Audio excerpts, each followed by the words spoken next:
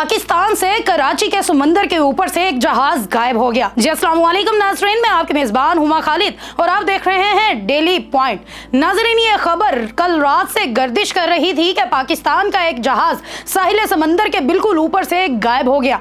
बहुत सारे लोग इस बात को सुनने के बाद डर गए, घबरा गए कि आखिर एक जहाज कैसे गायब हो सकता है।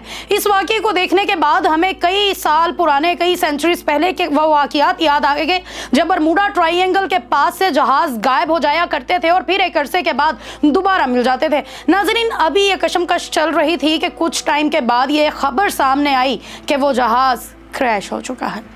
नाज़रीन, वो जहाज़ जो शारजा से उड़ा और कराची के लिए रवाना हुआ, जिसमें टोटल अमले के 5 लोग थे। इतलात के मुताबिक वो जहाज़ जो था वो ख़राब हो गया था, उसमें कुछ खराबी थी। उसको ठीक करवाने के लिए उसे शारजा भेजा गया। 5 दिन लगातार वो जहाज़ जो था वहाँ पर उसकी मुरम्मत होती रही और 5 दिन के बाद वो जहाज़ वहाँ से दोबारा कराची के लिए रवाना हो गया। ये एक कार्गो जहाज़ था। K2 एयरवेज़ का ये जहाज़ था जो कि एक प्राइवेट एयरवेज़ कंपनी है और ये कंपनी कार्गो करती है सामान को, और ये जहाज़ भी जो था वो कार्गो का था और यहाँ पर कराची के लिए आ रहा था। नाज़रीन, एक पॉइंट आता है जब रात को 9:21 पर कंट्रोल टावर में ये बात जाती है कि हमारे जो कुछ इश्यूज़ आ गए हैं जहाज़ में और नेविगेशन जो है वो काम नहीं कर रही, तो काइंडली आप लोग हमें बताएं कि हमने किस रास्ते पर जाना है।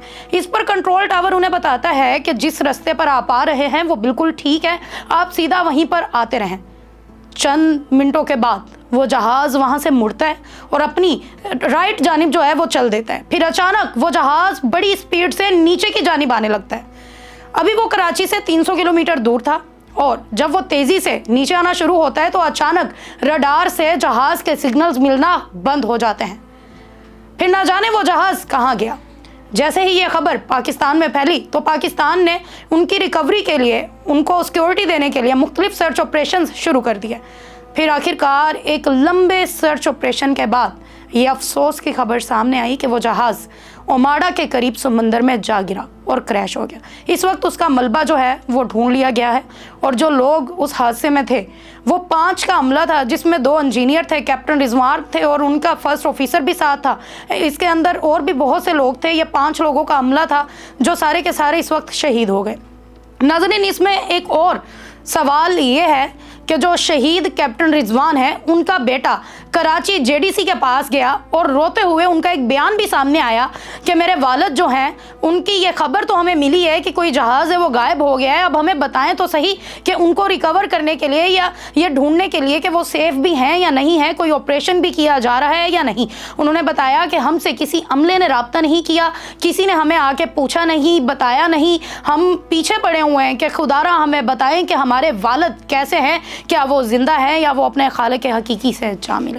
नाज़रीन, इंतहाई अफसोस का वाक़या था जो कि सामने आया और इस तरीके की ख़राबियाँ जो जहाज़ों में आती हैं वो पाकिस्तान में ठीक क्यों नहीं होती, सबसे बड़ा सवाल ये भी है। और अगर ऐसी ख़राबी थी तो उसको प्रॉपर ठीक करने के बाद वहाँ से क्यों ना निकाला गया, वो वहाँ से क्यों रवाना हुआ। इस वक्त वो जहाज़ अपने साथ 5 जिंदगियाँ ले जा चुका है। नाज़रीन, समंदर में ये जहाज़ गिरा और एक अच्छा खासा लंबा सर्च ऑपरेशन भी हुआ। इस वाक़ये की इतलात मिलने के बाद जो उस वक्त एरिया के करीब बहरी जहाज़ था उसे इतला दी गई और वो जो जहाज़ था वो उस सिचुएशन तक पहुंचा जहां पर यह सारा वाक़या हुआ था। उसके बाद पाकिस्तान के जो लोग थे वो भी, सारे नेवी के लोग भी वहाँ पर पहुँचे और सर्च ऑपरेशन हुआ, लोगों को फाइंड आउट किया गया और इस वक्त पूरी की पूरी कौम जो है वो गम में। PNS जुल्फ़कार ओमाड़ा समंदर तक पहुंचे। उसके बाद उन्होंने वहां पर 24 घंटे का ग्रैंड सर्च ऑपरेशन किया और सर्च ऑपरेशन के बाद अफसोस के साथ ये बताना पड़ रहा है कि सिर्फ और सिर्फ जहाज़ का मलबा मिला उन्हें, जिसे आपने तस्वीरों में भी देखा कि किस तरीके से जहाज़ के टुकड़े टुकड़े हुए हैं और उसे उठा कर ले जाया जा रहा है। उसके बाद नेवी की जानिब से ये पोस्ट भी की गई कि वो जो 5 लोगों का अमला था उनमें से अभी तक कोई भी इंसान उन्हें नहीं मिला और हमारी ये दुआएं हैं कि अल्लाह करे वो लोग महफूज हों और सही सलामत मिल जाएं। उम्मीद के अलावा हम कुछ भी नहीं कर सकते, लेकिन अभी 24 घंटे से ज़्यादा का वक्त गुजर चुका है, अब तक वो लोग हमें नहीं मिले। मुझे इजाज़त दें, मिलते हैं अगले व्लॉग में, तब तक वस्सलाम।